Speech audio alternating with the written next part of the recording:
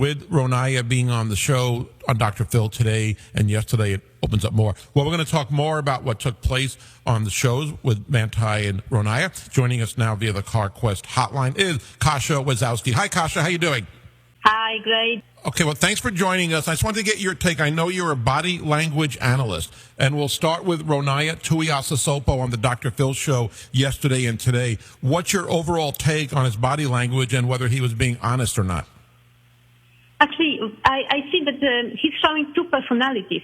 It's a little bit like Dr. Jekyll and Mr. Hyde, you know, when he's talking with Dr. Phil in general and talking about this story. He's very close in his body language. He has crossed arms all the time, and he's responding in very short words. But when he talks about Lennay and Te'o, actually he's changing. When he talks about Lennay, we see smile, we see that he's more enthusiastic, that his gestures are more extensive, and that he reveals more details about that story. So it looks like that he's living in his fiction, but in the real life, he's a totally different person. Do you think there's something mentally or psychiatrically speaking wrong with Ronaiah? I mean, how would you describe his overall personality or overall?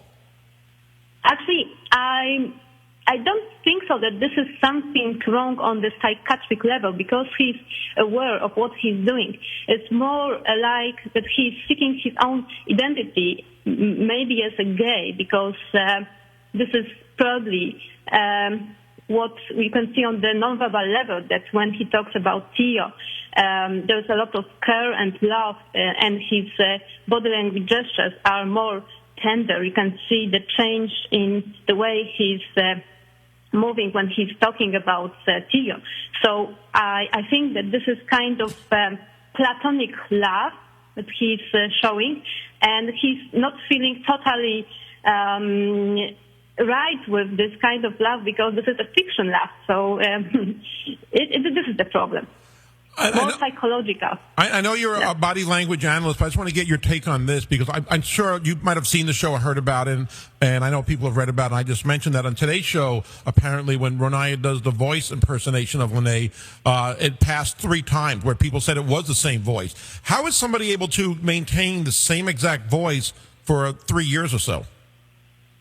I think this is what we see in his body language, that when he talks about Lennay, he shows totally different body language.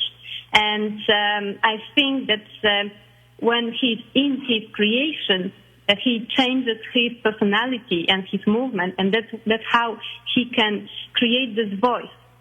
So he's in his story. It's like being in Tolkien or some other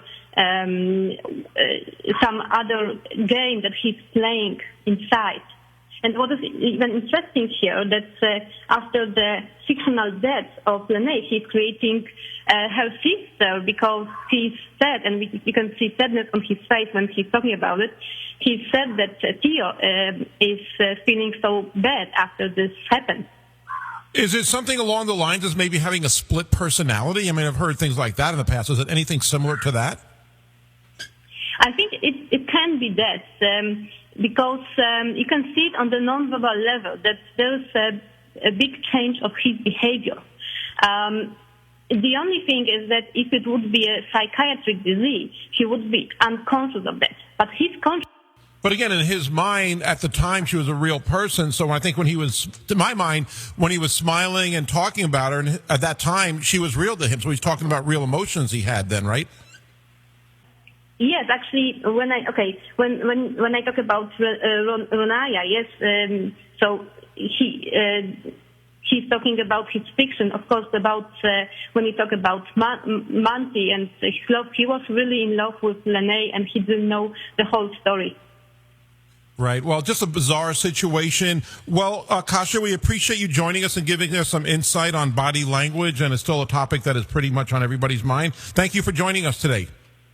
Thank you. I appreciate that. Kasia Wezowski joining us here on ESPN 1420 with the Sports Animal on ESPN 1420. You know, I know some people want to call in. We will take your calls. We are going to take a break first, but feel free to call us right after that. We'll go over what she said and get your thoughts on Ronaiah and Manti when we come back in just a minute, all on ESPN 1420.